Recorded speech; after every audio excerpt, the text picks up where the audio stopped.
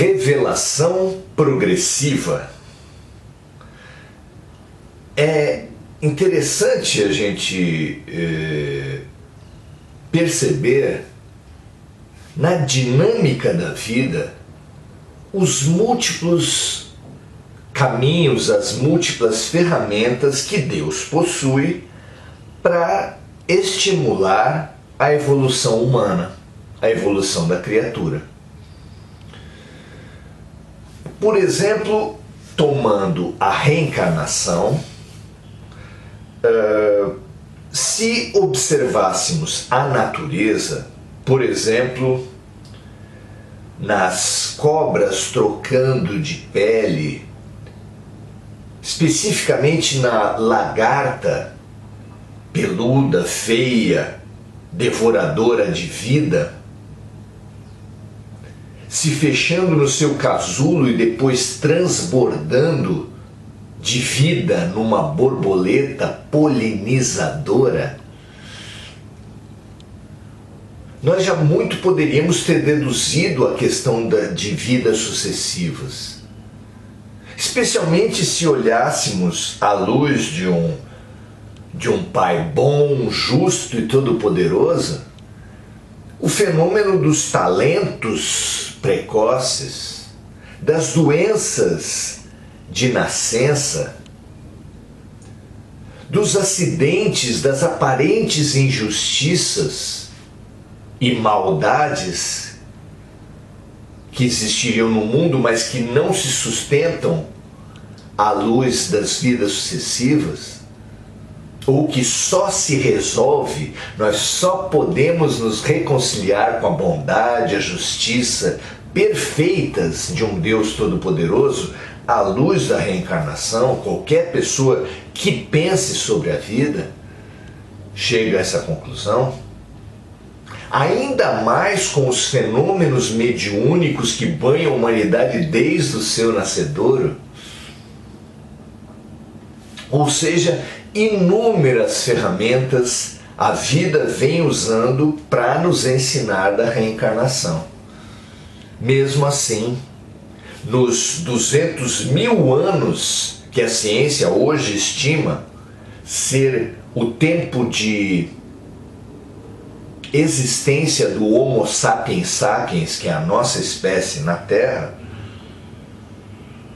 nós temos ignorado os inúmeros, a maioria de nós tem ignorado os inúmeros meios da vida nos ensinar a perspectiva espiritual, a importância da reencarnação para alcançarmos essa perspectiva. Por isso, nos últimos 2000, o supremo educador da Escola da Terra, o diretor da escola, veio pessoalmente ensinar. Mas mesmo assim, há 2.000 anos, depois de passados 200.000 praticamente, que podia ele ensinar para aquela alma humana ainda embotada? No aspecto da reencarnação, nós nesse momento de hoje, nós vemos a limitação de Jesus para ensinar a reencarnação, mesmo quando num momento particular, falando apenas para um homem iniciado, para um líder de Israel, para um membro do Sinédrio, da elite política, econômica e espiritual, mesmo ali, olha a dificuldade que Jesus teve para falar de reencarnação. Está lá em João, capítulo 3, versículo 4.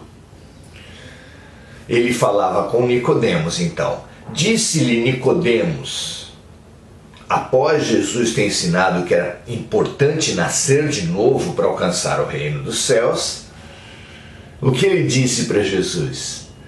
Como pode um homem nascer sendo velho? Pode, porventura, tornar a entrar no ventre da sua mãe e nascer? Imaginem a tristeza, ao Jesus perceber a estreiteza do seu interlocutor, a estreiteza do homem, porque se ele que era a elite, o intelectual, o dirigente político e espiritual não sabia dessas coisas, quanto mais o resto da humanidade. Na verdade, é muito árdua a tarefa de um amor sábio diante do egoísmo ignorante. Imagine um homem muito sábio e muito amoroso, a angústia dele ao saber que teria pouco tempo de vida e que queria deixar ensinamentos para os seus filhos. Como fazer isso, não é verdade? Jesus teve 3 anos para realizar uma imensa obra que repartiu a história humana em 2. O que fazer para deixar um legado importante em 3 anos? Jesus usou máximas que ficariam na alma humana por muito tempo, virariam até dito popular: quem com ferro fere, com ferro será ferido.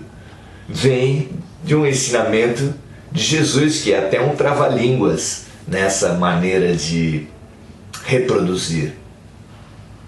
E usou também as parábolas, historinhas, que são plenas de ensinamentos e que, repetidas, vão gradativamente abrindo significados para a alma humana. Mas todos esses ensinamentos baseados no seu testemunho, na vivência da cura física e no seu testemunho de vida, na sua exemplificação. Mesmo assim, o horizonte humano de 2000 anos atrás, no sentido da perspectiva espiritual, era apenas compreender que a vida continua. Jesus só podia, no aspecto imediato, falar a vida continua. E como ele falou isso? Através da sua própria, do testemunho da sua própria ressurreição.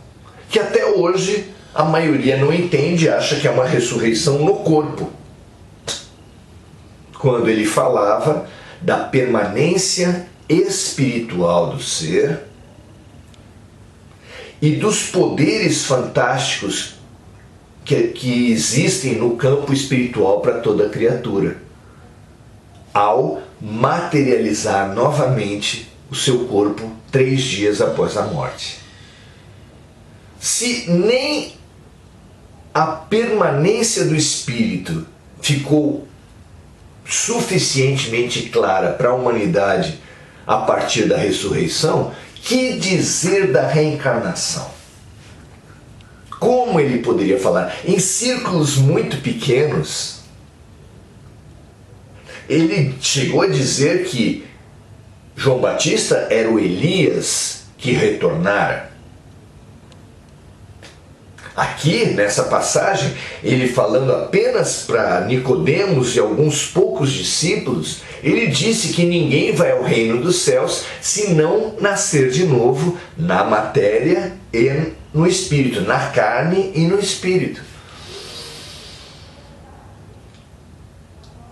Mesmo assim, obtém uma resposta como essa. Mas ele deixou na alma humana, profundamente marcados pela exalação de um amor puro como jamais a terra contemplou, ele mesmo, marcados por uma cura ininteligível para o homem, que até hoje se compreende como milagres, como derrogação da natureza. Ele imprimiu na alma humana e deixou ali as sementes, que depois regadas de água viva e complementada por revelações outras, como a revelação oriental, do karma e das vidas sucessivas, como o testemunho de milhares de manifestações mediúnicas pelo mundo todo, organizadas por Allan Kardec como o Consolador Prometido, viriam a renovar o convite da expansão. Sim, a vida não termina aqui. Sim, precisamos nascer e renascer várias vezes no corpo para possibilitar um crescimento em fraternidade universal, um crescimento em consciência expandida. Mas não basta nascer de novo na matéria, é preciso também renovar-se espiritualmente. O convite lançado há 2000 anos por Jesus e lançado há 200.000 anos sucessivamente pela natureza, pela reflexão e sempre ignorado, renova-se novamente nos tempos de hoje, à luz de Allan Kardec, à luz da mediunidade que não se restringe ao espiritismo. Haverá ainda hoje entendimento para isso? Será que são todos hoje que compreendem a realidade espiritual e as vidas sucessivas e a reencarnação? Não é incrível que ainda hoje, com tantos testemunhos e tantas fontes, haja quem duvide? Incrível, né? Expandamos nós, aproveitemos progressivamente essa lição, expandindo-nos, então, em fraternidade e em consciência, que é o verdadeiro convite da reencarnação. Um grande abraço a todos, até a próxima.